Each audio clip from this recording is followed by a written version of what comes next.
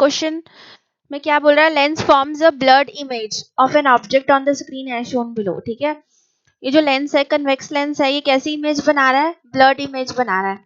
ठीक है, तो हमें sharp and in focus image चाहिए स्क्रीन के ऊपर। अभी ये क्या कर रहा है, स्क्रीन से पहले ही इमेज बना रहा है। ठीक है, तो हमें इमेज क्या चाहिए, एक तो स्क्रीन पे चाहिए और हमें शार्प इमेज चाहिए। तो हमें ऑब्जेक्ट डिस्टेंस और फोकल लेंथ में क्या चेंजेस करने पड़ेंगे कि हमारी इमेज जो है वो शार्प बने। अब आपने रे डायग्राम्स पढ़े हुए हैं, है ना बच्चे? रे डायग्राम्स में क्या होता है बेटा,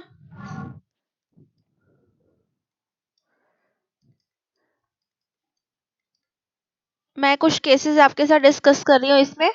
अगर तो देखो फर्स्ट केस में, अगर तो इमेज हमारी क्या है, इन्फिनिटी पे है, ऑब्जेक्ट हमारा इन्फिनिटी पे है। ठीक है, तो हमारी इमेज कहाँ पे बनती है, फोकस के ऊपर बनती है।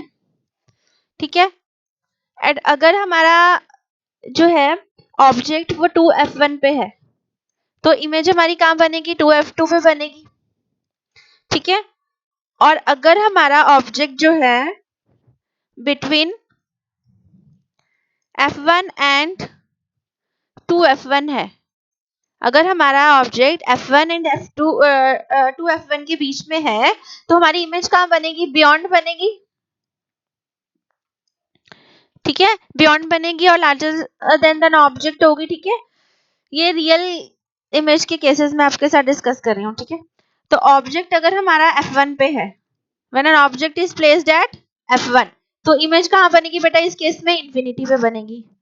तो आप इससे क्या कंक्लूजन ड्रॉ करते हो, इससे क्या कंक्लूजन निकल के आता है हमारे पास, अगर हमारा ऑब्जेक्ट जो है, हम ऑब्जेक्ट को ऑप्टिकल सेंटर के पास लेके जाते हैं। ठीक है, अगर हम ऑब्जेक्ट को पास में लेके जाते हैं, लेंस के पास लेके जाते हैं अगर हम ऑब्जेक्ट को, तो हमारा इमेज डिस्टेंस क्या हो रहा है, वो पीछे जा रहा है, इमेज डिस्टेंस हमारा आगे जा रहा है। ठीक है बेटा, ये आप इससे रिलेशन जो है, रिलेशन आपको यही मिल रहा है इससे, कि अगर आप ऑब्जेक्ट डिस्टेंस को लेंस के पास लेके जाते हो, ऑब्जेक्ट को पास में लेके जा रहे हो लेंस के, तो आपकी इमेज जो है, जो आपका इमेज बनेगी, वो इमेज जो है लेंस से इमेज डिस्टेंस आपका उस केस में ज्यादा होगा। ठीक है, तो आप को इस केस में क्या करना है, फर्स्ट केस में कि ऑब्जेक्ट डिस्टेंस के साथ आप क्या करोगे कि आपकी इमेज जो है आप स्क्रीन पे बने। ठीक है, ऑब्जेक्ट को आप लेंस के पास लेके जाओगे, मतलब ऑब्जेक्ट डिस्टेंस को आप डिक्रीज करोगे, तभी आपकी इमेज जो है वो आगे शिफ्ट होगी, तो मतलब तभी वो स्क्रीन पे बनेगी। तो ऑब्जेक्ट डिस्टेंस को क्या करोगे बेटा, फर्स्ट केस में डिक्रीज करोगे। ठीक है, ऑब्जेक्ट डिस्टेंस को हम डिक्रीज करेंगे। अच्छा जी, फोकल लेंथ। अब फोकल लेंथ और पावर के बीच में क्या रिलेशन होता है, ये रिलेशन होता है P is equal to 1/f। ठीक है, तो आप ये भी बोल सकते हो P जो है वो इनवर्सली प्रोपोर्शनल है F के, है ना? तो अगर हम पावर को क्या करेंगे, इंक्रीज करेंगे, तो फोकल लेंथ क्या करेगी, डिक्रीज करेगी। पावर को इंक्रीज करते हैं तो फोकल लेंथ क्या करती है, हमारी डिक्रीज करती है। तो इस केस में क्या हो रहा है, इस केस में तो पावर पहले से ही हमारी क्या हो रखी है, इंक्रीज हो रखी है, तभी वो इमेज को क्या कर रहा है, पहले बना रहा है स्क्रीन पे, स्क्रीन से पहले बना रहा है। पावर क्योंकि इंक्रीज है लेंस की, तभी वो पहले बना रहा है स्क्रीन से। तो आपकी पावर पहले से ही है, इंक्रीज हो रखी है, और फोकल लेंथ क्या है, उस केस में डिक्रीज है। तो हमें फोकल लेंथ को क्या करना है, फोकल लेंथ को हमें इंक्रीज करना पड़ेगा, है ना? तो इस केस में क्या करेंगे, हम फोकल लेंथ को इंक्रीज करेंगे। ठीक है जी,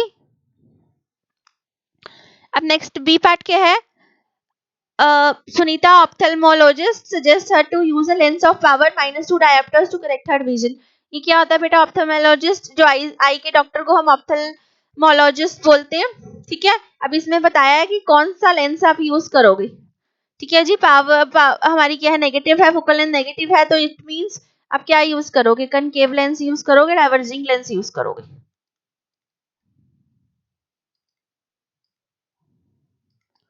ठीक है, what should be the focal length of the lens. अब फोकल लेंथ कैसे निकालोगे आप इस केस में, फोकल लेंथ का फॉर्मूला क्या होता है हमारा, power is equal to 1/f। तो हमें पावर कितनी दे रखी है, -2d दे रखी है हमें पावर।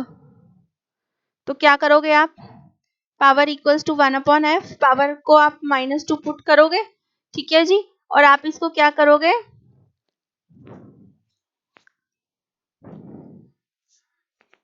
उसमें कन्वर्ट कर लोगे आप सेंटीमीटर में, ठीक है जी। तो आप क्या लिख लोगे, इसको 100/f लिख लोगे, ठीक है। तो f इधर चला गया, तो 100/-2, तो f की वैल्यू कितना आ गई हमारे पास, -50 सेंटीमीटर। तो फोकल लेंथ कितनी आ गई बेटा सेकंड पार्ट में, -50 सेंटीमीटर। नेक्स्ट हमारा है, an object is kept at 10 centimetre in front of the lens of power -2 dioptres, find the distance where the image is produced, ठीक है जी। तो अब हमें क्या गिवन है, हमें यू गिवन है, object is kept at 10 centimetre in front of the lens. अब पावर क्योंकि आपको पता नेगेटिव दे रखी है, तो इट मीन्स क्या है, कनकेव लेंस ही है, और यू क्या होता है, नेगेटिव होता है, -10 सेंटीमीटर। पावर -2 डायोप्टर दे रखी है। अभी हमने इसकी निकाली फोकल लेंथ, तो कितनी है फोकल लेंथ इस केस में हमारी आई, -50 सेंटीमीटर आई। तो हमें क्या निकालना है, वी निकालना है, लेंस फॉर्मूला अप्लाई करके निकल जाएगा, 1/v minus 1/u equals to 1/f, 1/v minus u की वैल्यू कितनी है, -10 इक्वल्स टू -50, 1/-50। तो 1/v प्लस 1/10 इक्वल्स टू -1/50। तो v की वैल्यू क्या आ गई यहाँ से,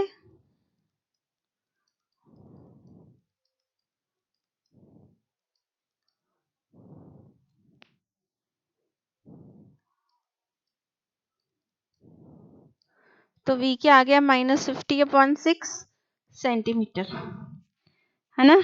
तो v की वैल्यू हमारी आ गई -50/6। ये हमारा 31st क्वेश्चन हो गया। 32 क्वेश्चन क्या है बेटा हमारा, Sunita had to replace the electrical plug of her clothes iron. She bought a 3-pin plug as shown below. When she removed the outplug, she saw there was 3 wires colored red, black and green, ठीक है। अब आपको पता है जो red wire होती है, red colour की वायर होती है, वो कौन सी होती है, हमारी लाइव वायर होती है, रेड कलर की लाइव वायर होती है, और ब्लैक कलर की कौन सी होती है, हमारी न्यूट्रल वायर होती है, एंड ग्रीन कलर की हमारी कौन सी वायर होती है, अर्थ वायर। मतलब ये जो सबसे मोटी पिन वाली वायर है, ये कौन सी है, हमारी मोटी पिन वाली, सबसे मोटी पिन वाली जो वायर होती है, इसमें कौन सी वायर होती है, ग्रीन वायर होती है, ठीक है। तो which pin on the plug should be she connect the green wire, तो कौन सी है सबसे मोटी पिन, पी। तो इसका आंसर क्या आ जाएगा, pin P. To which part of the close iron is the green wire connected. अब ग्रीन वायर का काम क्या होता है, ग्रीन वायर का क्या काम होता है, हमारा जो करंट आ रहा है, ठीक है, करंट आ रहा है हमारा वायर से, उसका एकदम से अमाउंट बढ़ जाता है, तो ग्रीन वायर क्या करती है, लो रेजिस्टेंस प्रोवाइड करती है, पाथ को लो रेजिस्टेंस दे देती है, और उससे क्या होता है, जो भी हमारा एक्स्ट्रा करंट होता है, ग्रीन वायर का क्या काम होता है, एक्स्ट्रा करंट जो आ रहा है उसको वो क्या कर देती है, अर्थ तक ले जाती है, ठीक है, जिससे क्या होता है बेटा, अर्थ में ले जाती है, तो हमारा शॉक नहीं लगता हमें, ठीक है।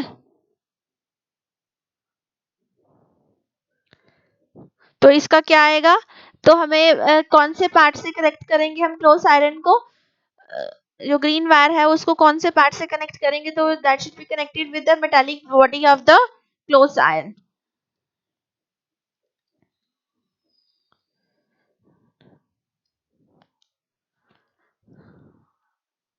State the function of the green wire.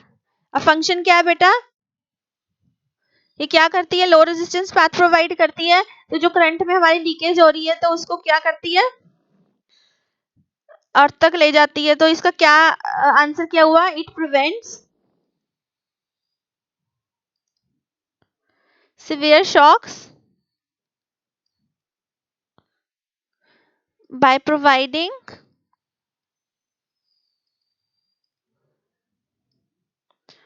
a low resistance path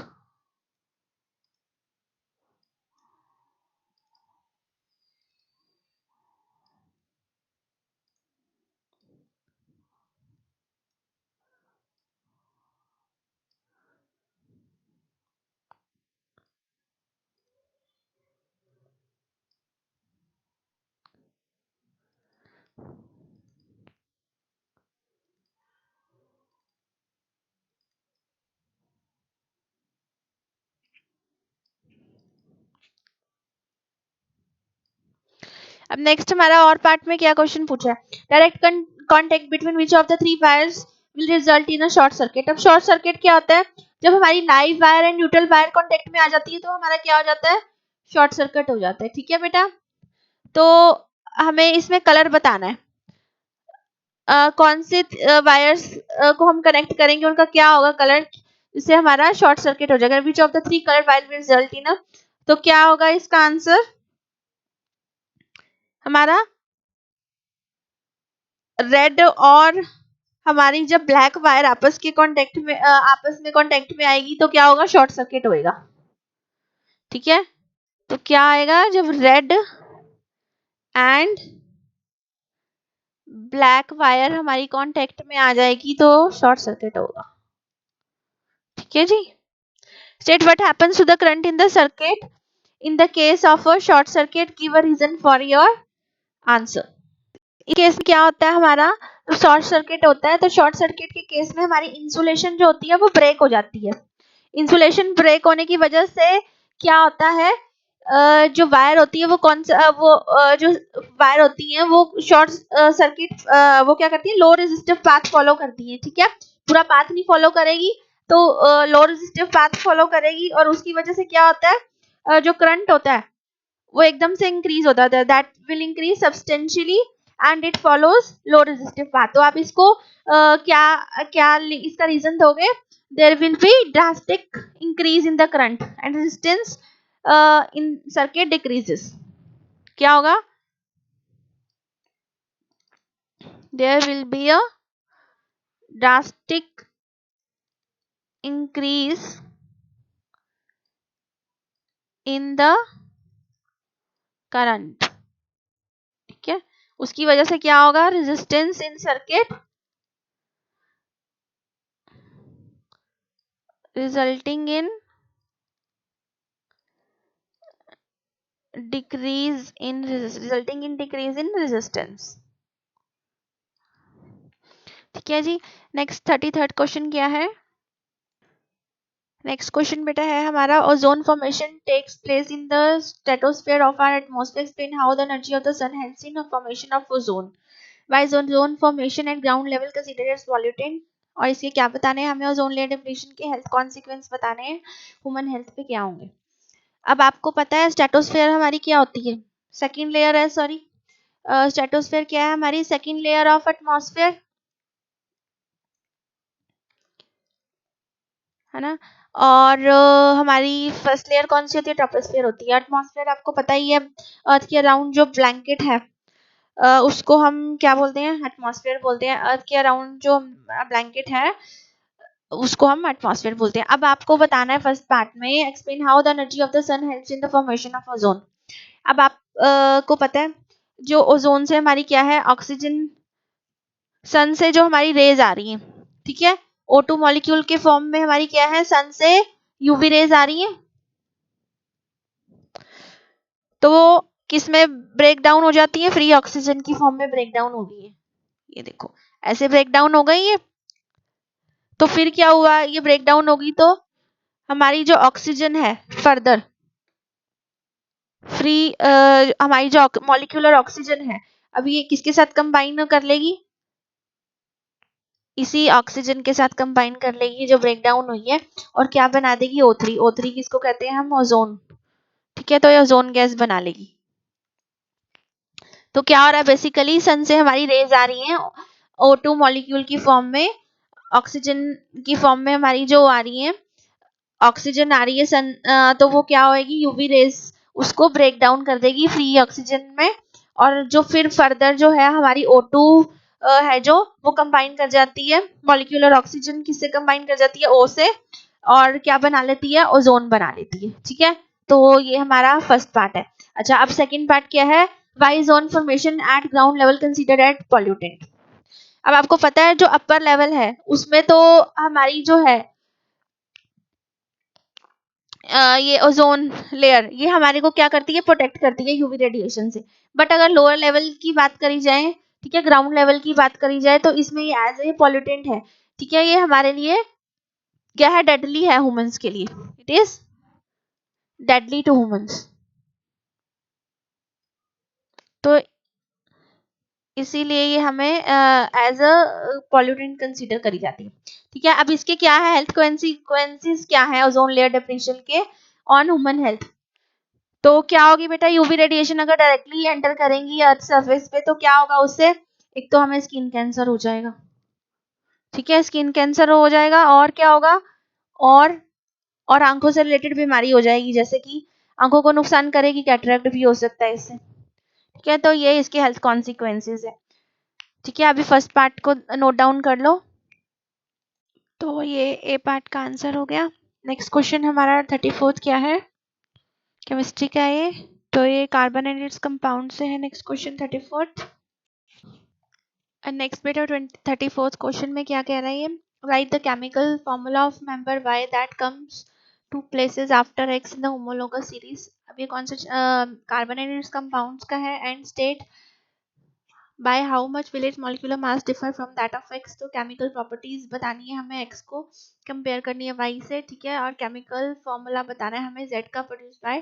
ठीक है, इसमें क्या होगी, कंप्लीट ऑक्सीडेशन होगी, अल्कोहल है ना ये, तो इसका ये क्या है बेटा,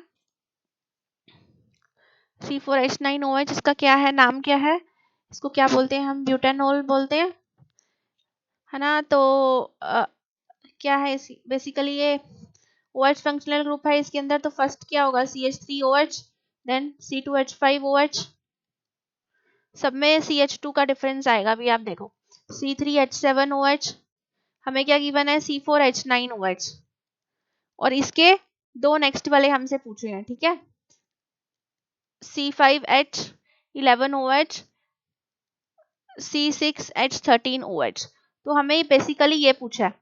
ठीक है, अब इनके बीच के डिफरेंस पूछा और हमें, तो मेंबर वाई, अब हमारे पास जो ये है, ये क्या था, ये एक्स है, ब्यूटानॉल को क्या बोल रखा है उन्होंने, एक्स, और वाई क्या है, हेक्सेनोल, हेक्सेनोल क्या है, वाई है। ठीक है जी, और अब हमारा इन दोनों के बीच का डिफरेंस क्या है, C6H13OH एंड C4H9OH के बीच में कितना डिफरेंस है बेटा, देखो, दो कार्बन एटम का डिफरेंस है और कितनी हाइड्रोजन का डिफरेंस है, तो कितना डिफरेंस है, C2H4 का। अब इसका मॉलिक्यूलर मास कितना हो गया, हमें मॉलिक्यूलर मास पूछा है, तो इसका मॉलिक्यूलर मास कितना होगा, 12 × 2, कार्बन का एटॉमिक मास कितना होता है 12, और हाइड्रोजन का कितना होता है 1, तो 1 × 4, तो कितना हो गया ये 24 + 4 28 यू का हमारा डिफरेंस है। ठीक है जी, तो कितना डिफरेंस हुआ हमारा यहाँ पे, 28 यू से डिफर कर रहा है। ठीक है, मॉलिक्यूलर मास, और इसकी केमिकल प्रॉपर्टीज क्या होंगी बेटा, सिमिलर होंगी, सेम फंक्शनल ग्रुप है तो केमिकल प्रॉपर्टीज सेम होगी, बट फिजिकल प्रॉपर्टीज हाँ डिफर करेंगी। ठीक है, केमिकल प्रॉपर्टीज क्या होंगी, सिमिलर होंगी। ठीक है, और एक्स और वाई की। अच्छा, because of same functional group, write the chemical formula of the product Z formed by heating Y with acidified potassium dichromate। अब इसमें क्या हो रहा है, कंप्लीट ऑक्सीडेशन हो रहा है ऑफ अल्कोहल। ठीक है जी, ये आपने केमिकल प्रॉपर्टीज पढ़ी हुई है ना, कंबस्टन, ऑक्सीडेशन, सब्स्टिट्यूशन। ठीक है जी, तो उसके अंदर ये आपने रिएक्शंस भी पढ़े हुए हैं, सभी रिएक्शंस पढ़े हुए हैं आपने। ठीक है, और हाँ, तो कंप्लीट ऑक्सीडेशन ऑफ अल्कोहल कैसे होता है हमारा, तो अब देखो इसमें क्या कर रहा है ये, हाँ ये क्या कर रहा है, वाई को हीट कर रहा है in the presence of acidified potassium dichromate. तो C6H13OH को किसकी प्रेजेंस में हीट कर रहा है ये, K2Cr2O7, ठीक है जी, पोटेशियम डाइक्रोमेट की प्रेजेंस में हीट कर रहा है। तो देखो अब क्या होगा इस केस में, इस केस में हमारा क्या होगा, पोटेशियम डाइक्रोमेट को जब ये हीट करेगा तो ये क्या बनाता है, हेक्सानोइक एसिड बनाता है। तो ठीक है जी, तो अब इसे ब्रेक करके कैसे लिखेंगे, देखो पहले तो 6 कार्बन एटम लिख लो, ठीक है जी। अब ये क्या करेगा, डबल बॉन्ड O, यहाँ पे OH प्लस ये वाटर रिलीज करेगा, ठीक है। अब इसमें क्या आएंगी, 3 हाइड्रोजन आएंगी। तो आप इसको ऐसे भी लिख सकते हो, CH2 CH2 CH2, और इसको क्या लिखोगे, यहाँ पे 4 वैलेंसी पूरी हो रही है, ठीक है जी। तो क्या आया इसका, CH3 CH2 CH2 CH2 CH2 C 1 2 3 4 5 COOH, ठीक है जी, ये बना। तो ये क्या है हमारा, हेक्सानोइक एसिड, ठीक है। अब ये भी आप लिख लोगे है ना, इसको मैं आपको बताती हूँ। इसमें बेसिकली क्या हो रहा था, इसमें हमारी 2 हाइड्रोजन कम हो रही थी और क्या हो रहा था, एक ऑक्सीजन निकल रही थी, ठीक है, 2 हाइड्रोजन यहाँ से निकल रही थी और एक ऑक्सीजन जुड़ रही थी, यही हो रहा था इस केस में, है ना। तो वो वाटर रिलीज कर रहा है, ठीक है।